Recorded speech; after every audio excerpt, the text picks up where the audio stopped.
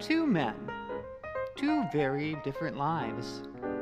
Well, not all that different. There are some similarities. They're both men, after all. So, as men, you can assume they both like sports. They both leave the toilet seat up from time to time. And they probably won't ask for directions when they're lost. Okay, I'm actually not sure of all those attributes, but in my experience meeting and getting to know both of these fine gentlemen, I do know one thing. They both have a very strong work ethic. I mean, really strong. Really, really strong. They want to work. It's part of who they are. They're driven to be independent and make a difference in the world they inhabit.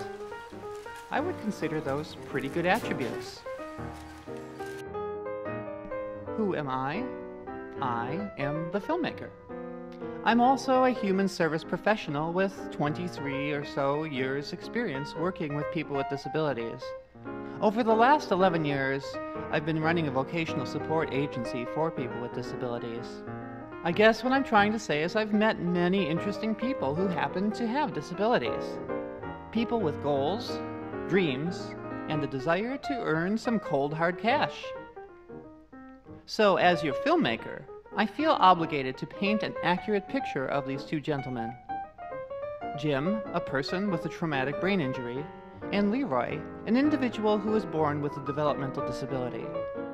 I'll start by sharing a bit about their lives, including how they made their way into the workplace, and how they've navigated and are continually navigating the minefield of support services and disability benefits they receive.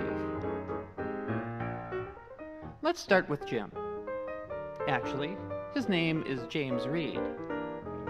Cool guy. Really cool.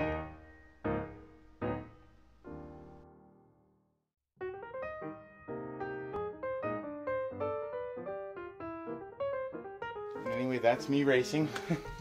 In the old days, my first year racing. Oh, first year? Yeah, it was my When first did you start? 43. After I got No, what year? divorced Like from what my... year? I started in 2003, 2004.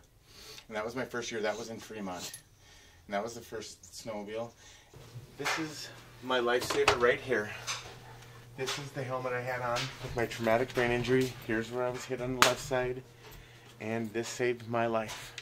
And you know, that's what they cut off me, because I did flatline 3 times. Wow. I did. I was read my last rites. I don't remember any of this because I was flown by Theta Star to the Theta Clark. And then after I popped out of the coma, 2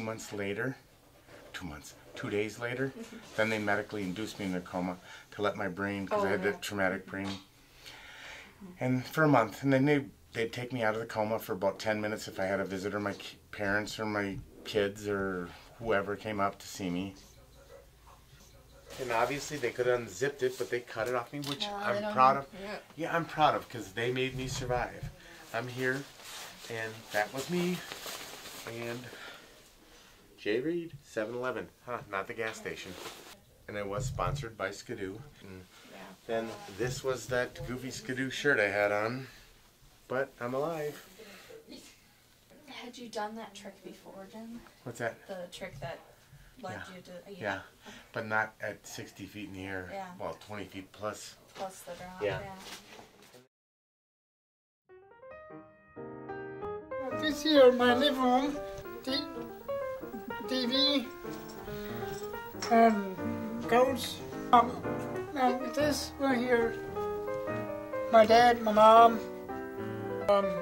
my dad deceased.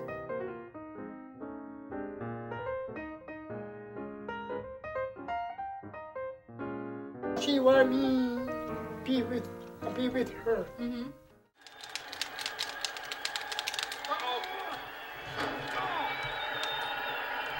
Book. Each of these competitors is looking for the slightest hint of... Well, apparently he just wanted a closer look.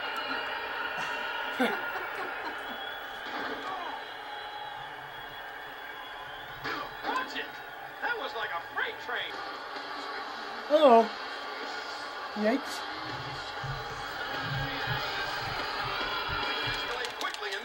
Oh, no, you're not. Ooh. Thank you.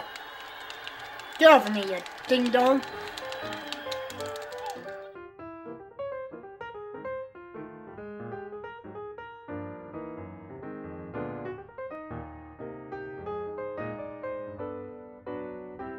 I was a mechanic, an auto mechanic, so I decided to go apply for a job as an outside lumber salesman. I broke all the records for sales for the first year salesperson. I decided one day, I walked into the owner's office. I said, I wanted to start my own building business. And he goes, Jim, I really need you to stay here. I did fantastic. I was his second highest salesman. We had a building business together, me and my former wife. And it was called The Last Detail Custom Homes and Interior Design. We didn't see eye to eye on things. We both moved on, and she kept the company, The Last Detail Interior Design, and I started a new company under my own name, James R. Reed Premier Custom Homes.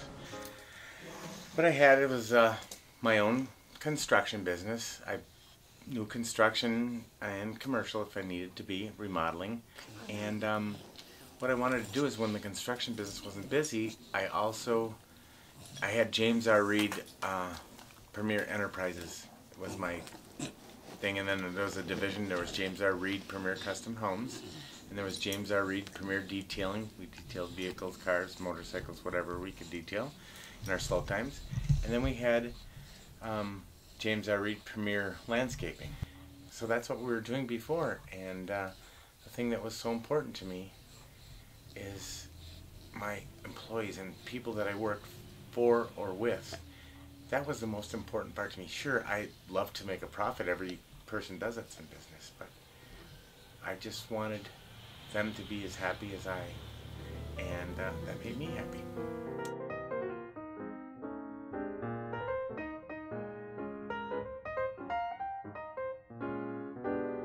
What kind of jobs have you had in the past? Cleaning, McNana, cleaning, some bulb, looking for care. I pay to piecework there. Some days they never really work. We have work for tomorrow. Sometimes they say no, or why I'm working here part-time.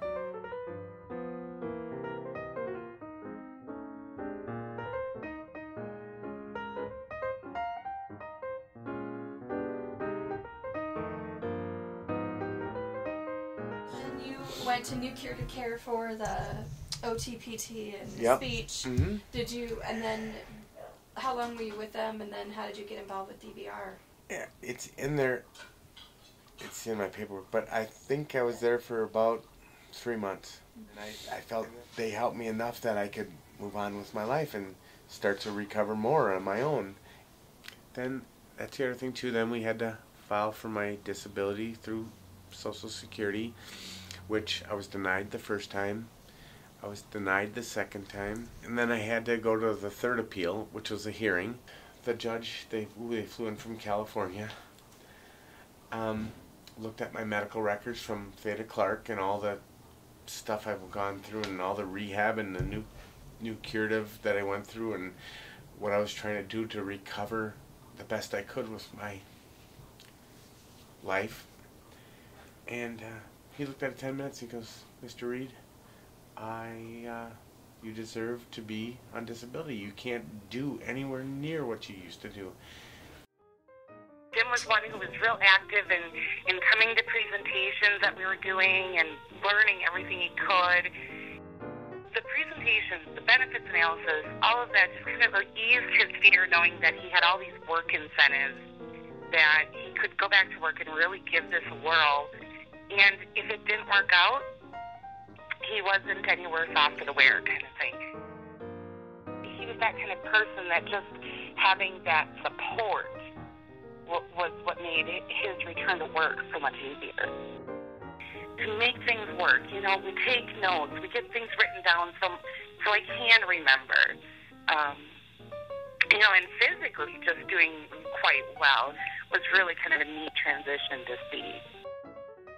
After we went through all the processing of my file and stuff like that, then I had to pick out an employment network that could help me. And that's when I picked out New Curative, and it ended up that I met Yvonne, and just a wonderful, wonderful person. Well, if I do have questions at this point, I used to call Judy Duane, my DVR rep, and now that case is closed, I have Yvonne's phone mobile number in here. I leave her a message and I say, "This is Jim, I got this question," and she helps me through it. She said, even though we're closing, I'm still going to call you at least once a month to find out if there's anything I can help you with work, if there's anything you need more training on. And you know, that's the thing, they've been fantastic to me.